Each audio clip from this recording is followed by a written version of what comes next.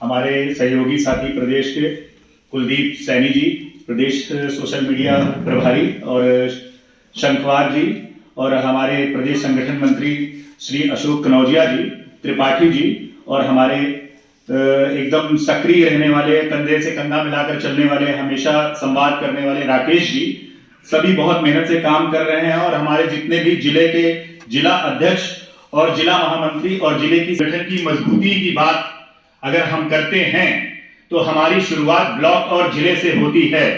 और ब्लॉक हमारे कमजोर हैं, चाहे वो जितने भी जिले हैं। आज हमारे जितने कर्मचारी हैं, चाहे ब्लॉक में हो, समझ लीजिए कि हर ब्लॉक में बहुत कर्मचारी हैं, लेकिन उस अनुपात में अगर हम देखें हर जिले में कमियां हैं, और ये कहने में कोई गुरेज नहीं है।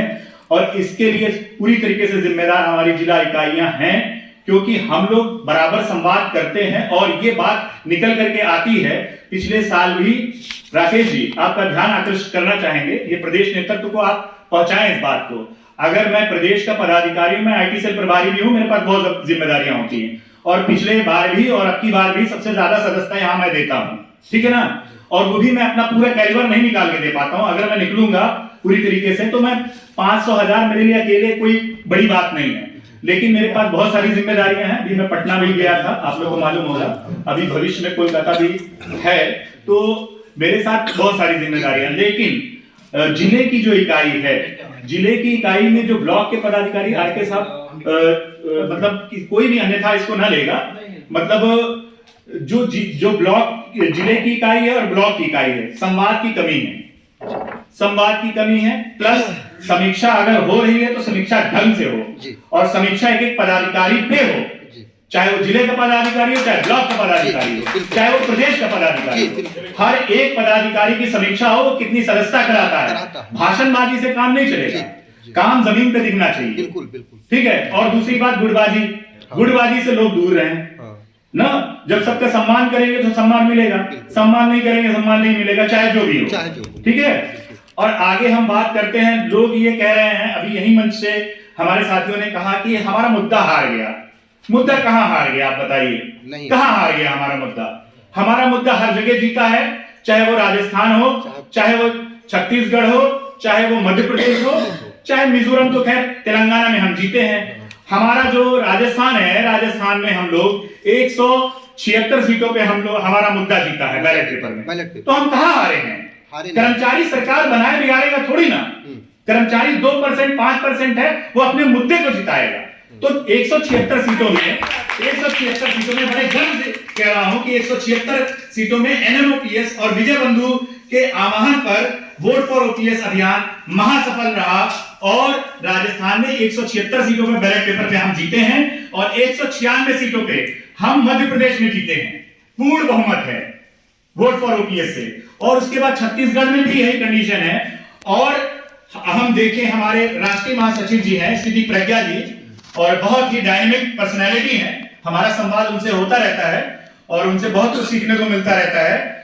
जो उन्होंने साइलेंट एक वहां चलाया तेलंगाना में, और तेलंगाना में जब आप लोग को याद होगा, हमारे बहुत सारे साथी यहाँ मौजूद हैं जो बनारस में थे, बंधु जी का बनारस में कार्यक्रम था और बहुत बड़ा डीएलडब्ल्यू में कार्यक्रम था। उसके बाद जस्ट उन्होंने फ्लाइट पकड़ी और सीधे हमारे महामंत्री जी और राष्ट्रीय अध्यक्ष जी आपके हैदराबाद में, वो बेंगलोर में गए, और वहां पेंशन मार्च, पेंशन रैली याद होगी, ऐतिहासिक थी।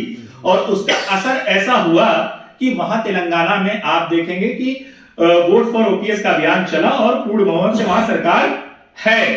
और ये भूल जाइए कि हम मतलब हार गए, हमारा मुद्दा हार गया, या जो प्रदेशों में हम वोट फॉर ओपीएस की तरफ गए, जो हमारी बात कर रहे थे, उनकी सरकार नहीं बनी तो हम निराश हो गए। अरे भाई, हम लोग सरकार नहीं बनाने के लिए बैठे हैं, हम लोग अपने मुद्दे को आगे बढ़ाने के लिए बैठे हैं। हाँ, कमियां हैं, कमियां उस स्तर पे है कि हम कहते हैं लेकिन हम करते नहीं हैं, हम जमीन पे नहीं जाते हैं। और जमीन पे जो कमियां नहीं हैं, जितने भी पदाधिकारी यहाँ बैठे हैं, और मैं अपने को शामिल करते हुए बोलता हूं कि हम लोग ने अभी भी ग्राउंड लेवल पे उतना काम नहीं किया है।